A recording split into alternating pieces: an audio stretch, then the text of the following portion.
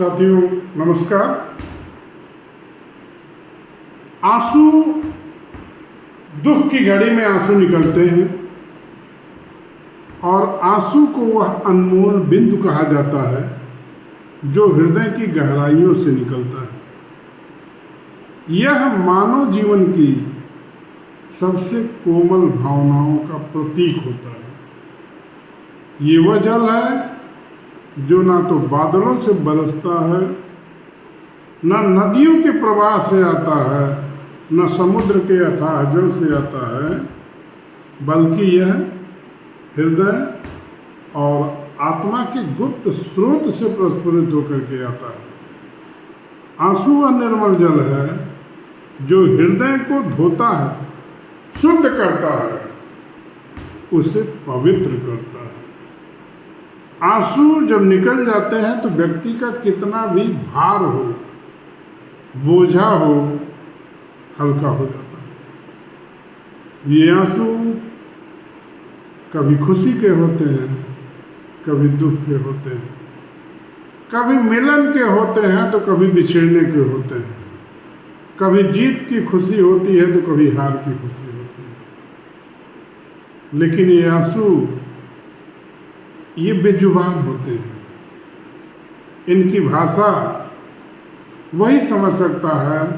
एक आंसू निकालने वाले की भाषा वही समझ सकता है जिसके जीवन में कभी आंसू निकले हों। जिसके जीवन में आंसू नहीं निकले होंगे वह कभी इस भाषा को समझ ही नहीं सकता है। तो आंसू जब कोई अपने प्रेमी प्रेम के बिछोह में भीगता है, माँ वात्सल्य भाव से अपने बच्चे से जब दूर होती है, तो आंसू आत्मचिंतन का दर्पण है। आंसू अगर जीवन में नहीं होते हैं, आंसू एक ऐसा व्यक्ति की माध्यम है जिसकी बेब किरणें, जिसके लिए आंसू बहाया जाता है, उसके लिए मैसेज देती है। एक पंजाबी गीतकार ने बड़ा अच्छा लिखा है, ये जो सीली सीली हवा चली, कोई मुंडा रौंदा होगा। ये जो इसका भाव है कि जो ये ठंडी हवा आ रही है, ये इसलिए आ रही है कि कोई लड़का कनोई अपनी प्रेमिका के विरह में रो रहा है, और जब रो रहा है तो उसके आंसुओं से जो हवा गुजर के टच करके आ रही है वो नम हो चली है, वो गीली हो चली है। ये आंसू, और किसी ने, गीतकार ने बड़ी अच्छी, मैं रोया परदेश में, देश में रोया मेरा प्यार, दिल ने दिल से बातें की, बिन चिट्ठी बिन तार।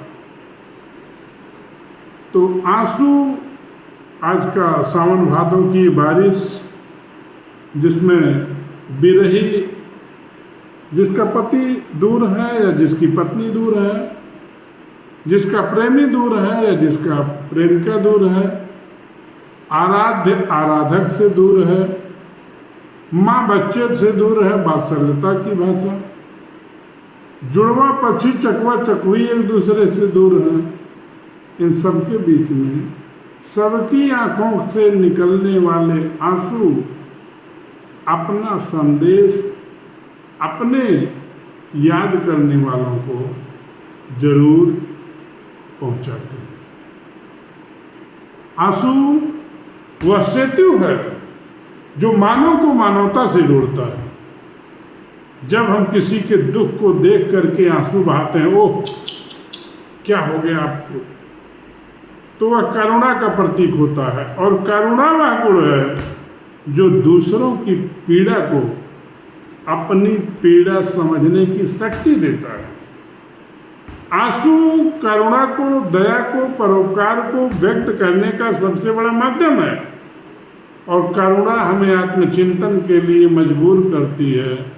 हम मजबूर होते हैं, आत्मसात करते हैं करुणा के माध्यम से दूसरे को। आंसू यूनिवर्सल लैंग्वेज है। आंसुओं की कीमत तुम क्या जानोगे? जिसने कभी आंसू नहीं बहाया। यूनिवर्सल लैंग्वेज है। हर जात, धर्म, भाषा, देश, संस्कृति ये सीमा रहित है, बाउंड्री लेस, और यह वह जल है जो संपूर्ण मानवता को एक सूत्र में पिरोता है।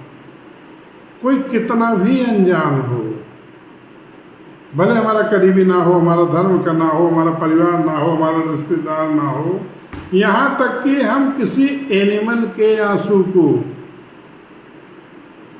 उसको भी देखते हैं, महसूस करते हैं। कुछ और ज्ञानी लोग पेड़ पत्तों के, प्रकृति के आंसू को महसूस करते हैं।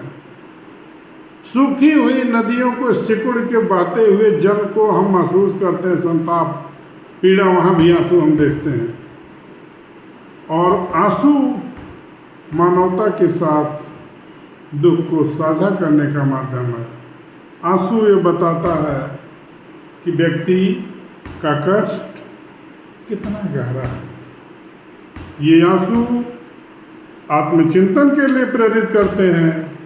ये आंसू हमें बताते हैं, ये आंसू हमें दुख के स्रोत तक पहुंचाते हैं।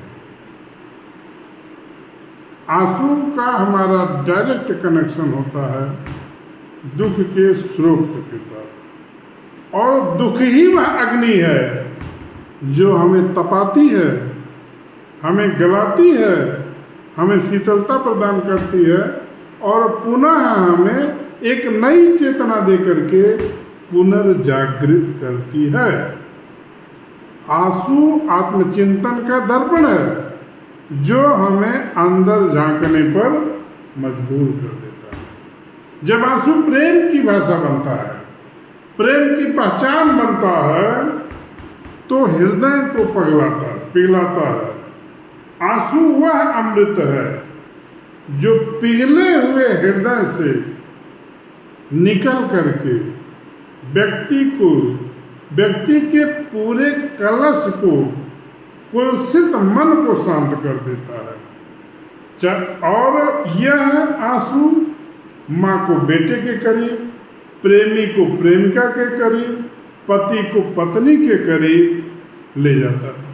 आंसू प्यार की गहराई को, डेप्थ कितना है प्यार में, ये भी बताता है, उसको उजागर करता है।